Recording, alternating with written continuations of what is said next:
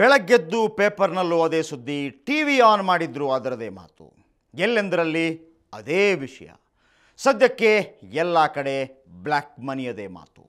ಅದರ ಆಳ ಅಗಲವನ್ನು ನಿಮಗೆ ಪರಿಚಯಿಸಲು ನಾವು ತಗೊಂಡು ಬಂದಿರುವ ಈ ವಿಶೇಷ ಕಾರ್ಯಕ್ರಮವೇ ಬ್ಲ್ಯಾಕ್ ಮನಿ ನಿಮಗೆಷ್ಟು ಗೊತ್ತು. 21 ಲಕ್ಷ ಕೋಟಿಯಂತೆ ಹಡಗಿನಲ್ಲಿ ತುಂಬಿಕೊಂಡು ಹೋಗಿ ಸ್ವಿಟ್ಜರ್ಲ್ಯಾಂಡ್ನಲ್ಲಿ ಇಟ್ಟು ಬರ್ತಾರಂತೆ. ನಮ್ಮ ದೇಶದಲ್ಲೇ ಸಾವಿರಾರು ಕೋಟಿ ಇದೆಯಂತೆ.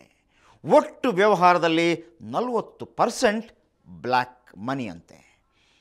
ಇಂತಹ ಮಾತುಗಳನ್ನೇ ಇಷ್ಟು ದಿನ ನೀವು ಕೇಳ್ತಾ ಇರ್ತೀರಿ. ಇವತ್ತು ನಾವು ನಿಮಗೆ ಆ ಬ್ಲ್ಯಾಕ್ ಮನಿಗೆ ಸಂಬಂಧಪಟ್ಟಂತೆ ಕೆಲವು ಇಂಟ್ರೆಸ್ಟಿಂಗ್ ವಿಷಯಗಳನ್ನು ಹೇಳ್ತಾ ಇದ್ದೀವಿ.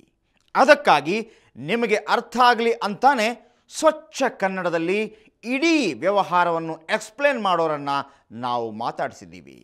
ಅವರು ಸರಳ ಉದಾಹರಣೆ ಕೊಟ್ಟು ಇಡೀ ವ್ಯವಸ್ಥೆಯನ್ನು ವಿವರಿಸಿದ್ದಾರೆ. ಹಾಗಾದರೆ ಒಂದು ಸಲ ಈ ಇಡೀ ಬ್ಲ್ಯಾಕ್ ಮನಿಯ ಆಳ ಅಗಲ ಏನು ಅನ್ನೋದನ್ನು ನೋಡ್ಕೊಂಬರೋಣ.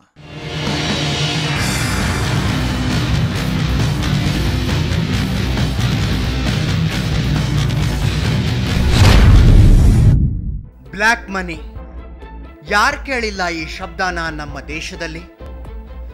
ನೌಕರರನ್ನ ಕೇಳಿ, ವ್ಯಾಪಾರಿಗಳನ್ನ ಕೇಳಿ, ಗಂಡಸರನ್ನ ಹೆಂಗಸರನ್ನ ಕೇಳಿ, ಸಣ್ಣವರನ್ನ ದೊಡ್ಡವರನ್ನ, ಬಡವರನ್ನ ಶ್ರೀಮಂತರನ್ನ, ರಾಜಕಾರಣಿಗಳನ್ನ ಸಂಪನ್ನ ಜನರನ್ನ, ಯಾರನ್ನ ಬೇಕಾದರೂ ಕೇಳಿ ಇದರ ಬಗ್ಗೆ ಮಾತಾಡ್ತಾರೆ. ಆದರೆ ನಿಜಕ್ಕೂ ಬ್ಲ್ಯಾಕ್ ಮನಿ ಅಂದ್ರೇನು? ಅದು ಹೆಂಗೆ ಹುಟ್ಕೊಳ್ಳುತ್ತೆ? ಹೆಂಗೆ ಒಬ್ಬರ ಕೈಯಿಂದ ಇನ್ನೊಬ್ಬರ ಕೈಗೆ ಹೋಗುತ್ತೆ?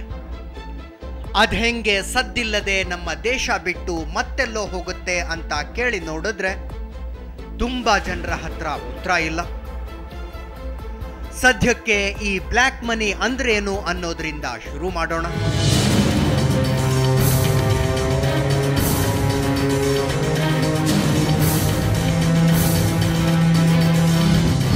ನಾವು ಯಾವುದೇ ಇನ್ಕಮ್ ಆದರೂ, ನಮಗೆ ಆದಾಯ ಆದರೆ ಅದಕ್ಕೆ ನಾವು ಸರ್ಕಾರಕ್ಕೆ ತೆರಿಗೆ ಕೊಡಬೇಕು. ಆವಾಗ ಆ ತೆರಿಗೆ ಕೊಟ್ಟರೆ ನಮ್ಮ ಇಷ್ಟು ಹಣ ನಮಗೆ ಸಂಪಾದನೆ ಆಗಿದೆ ಅಂತ ಅಕೌಂಟ್ ಆಗುತ್ತೆ. ಆದರೆ ನೀವು ತೆರಿಗೆ ಯಾವುದು ಕೊಡುವುದಿಲ್ಲ, ಅದು it is generates into black money. As simple as that.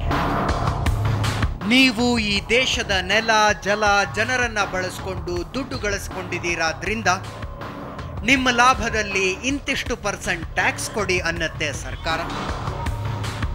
ಗಳಿಸಿದ ಲಾಭದಲ್ಲಿ ಕೊಡಬೇಕಾದದ್ದನ್ನ ಸರ್ಕಾರಕ್ಕೆ ಕೊಟ್ಟು ಬಿಟ್ರೆ ಉಳಿದದ್ದು ವೈಟ್ ಮನಿ. ಲಾಭ ಬಂದಿದ್ದೇ ಸುಳ್ಳು ಅಂತ ದುಡ್ಡನ್ನ ಬಚ್ಚಿಟ್ಕೊಂಡ್ರೆ ಅದೇ ಬ್ಲ್ಯಾಕ್ ಮನಿ ಅಷ್ಟೇ.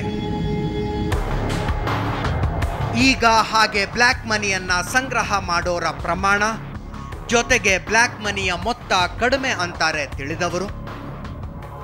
ಆದರೆ 25-30 ವರ್ಷಗಳ ಹಿಂದೆ 100 ರೂಪಾಯಿ ದುಡಿದ್ರೆ ಸರ್ಕಾರಕ್ಕೆ ಬರೀ 20 ರೂಪಾಯಿ ತೋರಿಸೋರ ಸಂಖ್ಯೆ ಜಾಸ್ತಿ ಇತ್ತು.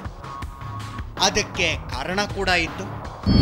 ಆದರೆ ನಾನು ಹೇಳ್ದಲ್ಲ, ಅದಕ್ಕೊಂದು ಇಚ್ಛಾಶಕ್ತಿ, ಕಾನೂನುಗಳು, ಒಂದು ಟೈಮ್ ಫ್ರೇಮ್ ಮಾಡಿ ಎಲ್ಲರೂ ಅದಕ್ಕೆ ವರ್ಕ್ ಮಾಡಬೇಕಾಗತ್ತೆ. ಇಲ್ಲ ಸರ್ಕಾರ ಒಂದು ಕೊನೆ ಅವಕಾಶವಾಗಲಿ ಕೂಡ ಕೊಡ್ಬೋದು, ತಪ್ಪೇನಿಲ್ಲ.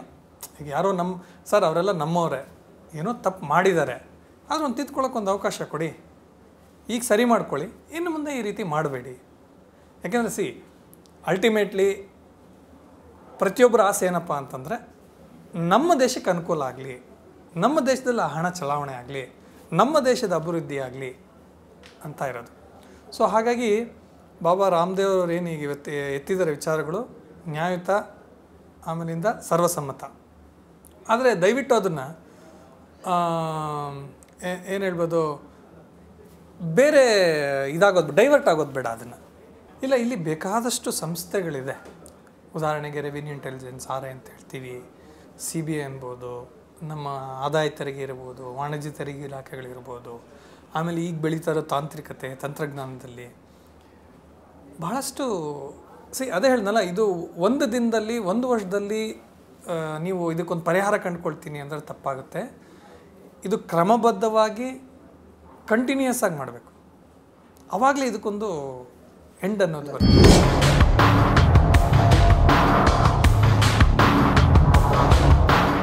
ಇದು ಒಪ್ಪತಕ್ಕ ಮಾತೆ.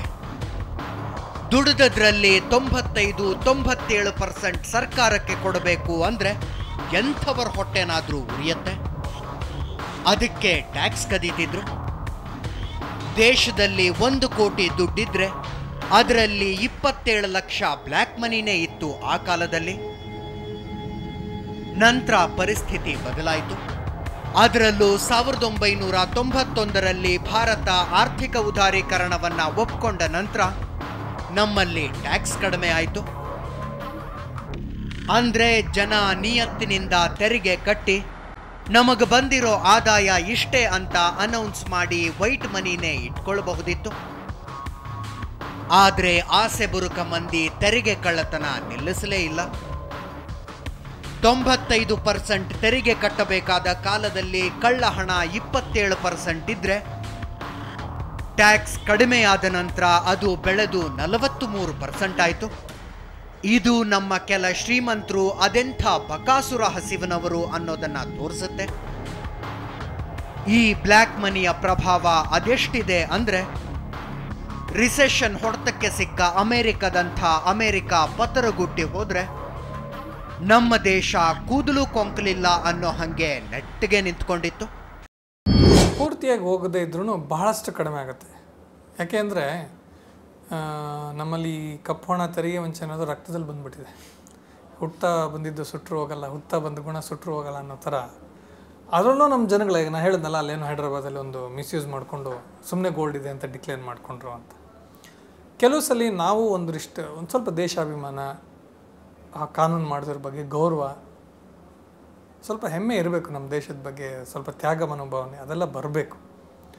ಸೊ ಅದು ಖಂಡಿತ ಬರುತ್ತೆ ಅಂತ ಹೇಳ್ತೀನಿ. ಇಷ್ಟು ಮಟ್ಟದಲ್ಲಿ ಇರಲಿಕ್ಕೆ ಸಾಧ್ಯ ಇಲ್ಲ ಅಂತ ನನ್ನ ಒಂದು ಅನಿಸಿಕೆ. ಈ ಅಗ್ರಿಕಲ್ಚರಲ್ ಇನ್ಕಮ್ಗೆ ತೆರಿಗೆ ಇಲ್ಲ ಅನ್ನೋದಕ್ಕೋಸ್ಕರ ಅವರು ಅದೇ ಈಗ ಕಪ್ಪು ಹಣ ಮಾಡೋದು ಹೇಗೆ ಅಂತ ನೀವು ಹೇಳಿದ್ರಲ್ಲ, ಅವರೊಂದು 10 ಎಕರೆ ಜಮೀನು ತಗೋತಾರೆ, ಅಲ್ಲಿ ಏನು ಉಳೋದಿಲ್ಲ ಬೀಳೋದಿಲ್ಲ.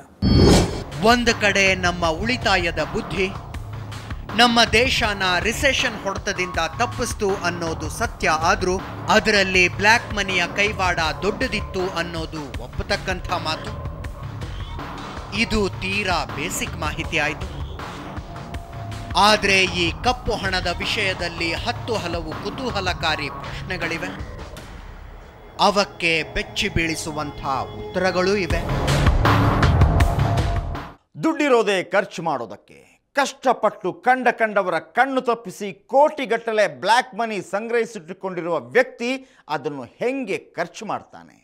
ಸ್ವಿಸ್ ಬ್ಯಾಂಕ್ನಲ್ಲಿ ಸಾವಿರಾರು ಕೋಟಿ ಡೆಪಾಸಿಟ್ ಇಟ್ಟಿರೋರ ಬಗ್ಗೆ ಇಷ್ಟೆಲ್ಲ ಮಾತಾಡ್ತಾರಲ್ಲ, ಅವರೇನು ಕಂತೆ ಹಣವನ್ನು ಸೂಟ್ ಕೇಸ್ಗಳಲ್ಲಿ ತುಂಬಿಕೊಂಡು ಹೋಗಿ ಅಲ್ಲಿಟ್ಟು ಬಂದ್ರ? ಅಲ್ಲಿ ದುಡ್ಡಿಟ್ಟರೆ ಅದನ್ನು ವಾಪಸ್ ತರೋದು ಹೇಗೆ? ಇವೆಲ್ಲ ಎಂಥವರ ಮನಸ್ಸಿನಲ್ಲೂ ಇರಬಹುದಾದ ಕಾಮನ್ ಪ್ರಶ್ನೆಗಳು. ಇವೆಲ್ಲ ಪ್ರಶ್ನೆಗಳಿಗೆ ನಮ್ಮ ಬಳಿ ಉತ್ತರ ಇದೆ. ಆದರೆ ಅದಕ್ಕಿಂತ ಮೊದಲು ಒಂದು ಬ್ರೇಕ್.